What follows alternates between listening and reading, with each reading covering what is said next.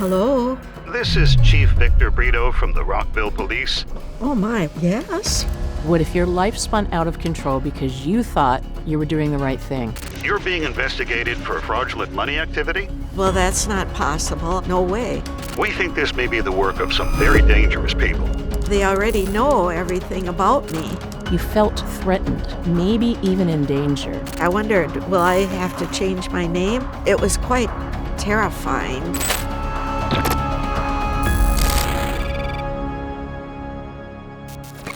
The scenario I just laid out is exactly what happened to Judith Boivin.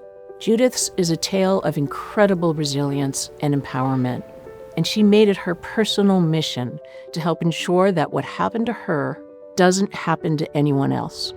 What would you do? It was the end of September of 23, and I was in the car with my husband dropping him at a medical appointment, and a call came in from Rockville Police. Hello? Mrs. Boivin, this is Chief Victor Brito from the Rockville Police. You're being investigated. He told me there was a charge against me of fraud and money laundering. There had been 3 accounts that were opened in my name in different banks under my Social Security number. I said, well, that's not possible. No way. He told me then that this was a case that was an active investigation with the FBI, and they were going to be transferring my call to the FBI agent in D.C. Mrs. Boivin, this is Wayne A. Jacobs, Director of Cybersecurity at the FBI. He launched into the story of how they had been investigating drug cartels for fentanyl trafficking and the amount of deaths that were being caused. And not just any cartel, but the Sinaloa. I knew of them having lived in Mexico. I've been a caregiver all my life in various forms and shapes. I was a nurse and a social worker. My sense of compassion and desire to be helping other people is what brings me satisfaction. And actually, I felt an excitement towards knowing more and being involved actively. Then he told me all about my resume, my time living in Mexico, and the impression was, well, they already know everything about me. It was quite terrifying. And because the criminals are using my Social Security number, they would like for me to be an asset for them and work with them. And I did look him up. I had dialed one of the phone numbers to see if it really was true. I looked up his resume and everything, and I thought, oh, okay. And then once I had said yes, I could be part of it, he just said that, I'll call every day around 9 and 5. And he did. Secrecy was set up from the beginning. You cannot say a word about this. Not to your husband, not to your family members, to nobody. I thought it was part of a covert operation. And I believed it. I totally believed it. It was probably the first or second day of his calling that he explained the technique that they wanted to use for this investigation. Because it's my Social Security number and it's my accounts, what we had to do to prove my innocence. We need you to liquidate all your accounts. The thing that did bother me at that point was that I had to get it in cash. And I said, well, how do you do that? He said, well, you just tell them that you need to liquidate this. And then as the days went on, the scheme became more fleshed out. And I was told to open 4 different bank accounts. And of course, it took multiple weeks to liquidate. I had 2 IRAs and I had a joint savings with my husband.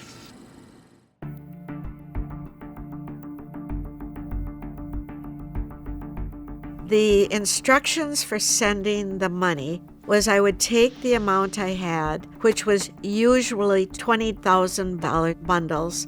I was told to wrap it in a plastic bag and then put it in a brown wrapping and then secure that with duct tape. And then I had to write on it my case number and the locker number. And it would be going into a locker as evidence. The first drop that I had, he's on the phone and I said, I'm at the Target parking lot.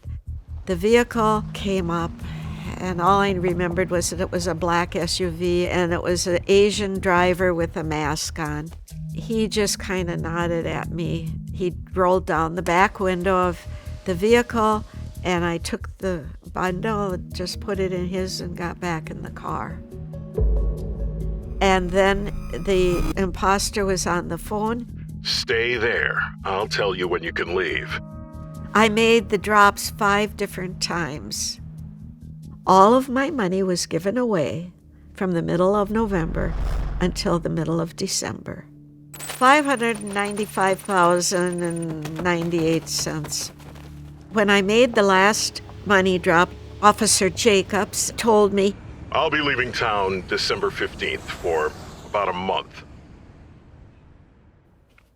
He left, and I never heard from him again. I was expecting to have a recovery of all the money I was putting out there. I thought, gee, I wondered, will I have to change my name or something? These are not things that would be in my bandwidth of knowing all about. We did call the Rockville police right away. A few days later, the FBI agent came to my house and he took a bunch of information as well.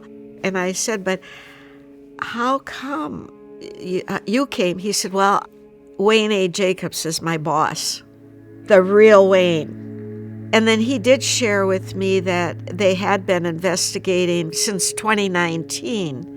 12 other people had been scammed by the same phone number and the same story in different states. Judith's case is still under investigation. According to the FBI, these criminals stole $2.9 million before eventually disappearing.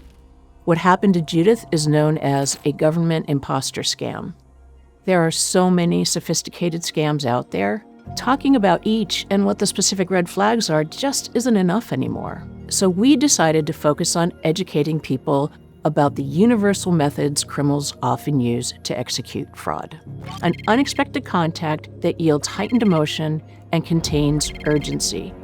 With Judith, the initial call was the unexpected contact. The intense nature of the situation put Judith into a heightened emotional state, imploring her to help take down a known drug cartel killing American children. The sense of urgency was to keep Judith invested by lying to her about the fake accounts being set up using her Social Security number. Once we understand that these 3 elements together equal fraud, we can know how to respond. We're educating people to learn how to take what we call an active pause. And that is to take an intentional moment, step back, assess the situation, and then take action. It's something that pilots and emergency medical teams are taught, something used widely in military operations. In the case of fraud, taking an active pause can help a person move out of an emotional response and reconnect with logic. Then they can hopefully see the scam for what it is and walk away.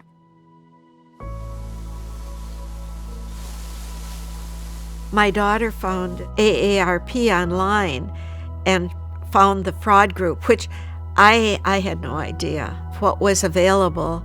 I can't say enough for the AARP Fraud Network and the fraud support groups. Initially, I must have gone 5 times a week, and that collaborative experience is the best kind of therapy you could have. There's other aspects that is harder to make peace with, the self-judgment, the shame, the embarrassment. It's removed the security that we had for our aging process, but at the same time, it's taught me to be a better receiver of generosity of others, which takes a lot of humility. I've made peace with it for the most part.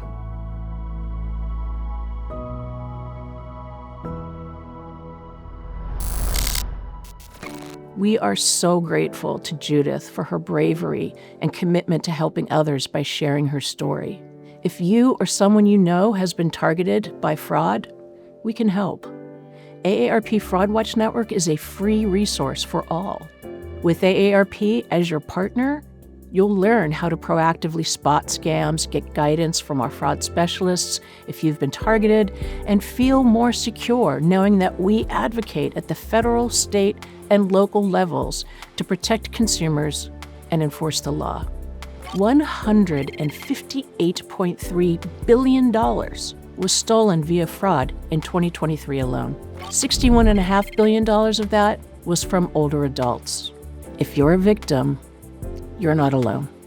Find out more at aarp.org/FraudWatch Network or call the AARP Fraud Watch Network helpline at 877-908-3360.